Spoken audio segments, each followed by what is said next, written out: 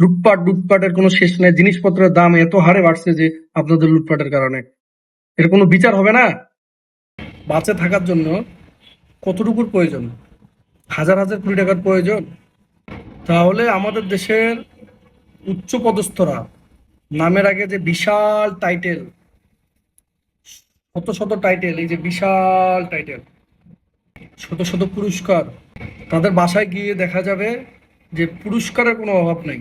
মানে ন্যায় নীতিমান, মানে তারা একদম প্রতিষ্ঠিত করে ছেড়ে দিছে মনে করেন, এমন অবস্থা সমাজে শুধু ন্যায় আর নীতি, ঘুষ দুর্নীতি অনেক নাই তাদের পুরস্কারের লেভেল দেখলে।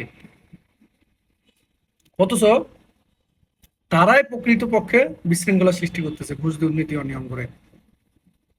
কোনো জবাবদিহিতা আছে? একটা সরকারি চাকরি বিসিএস ক্যাডার 70,000 1 লাখ টাকা বেতন করে, বেতন পেয়ে কেমনে হাজার হাজার কোটি টাকার মালিক হয়?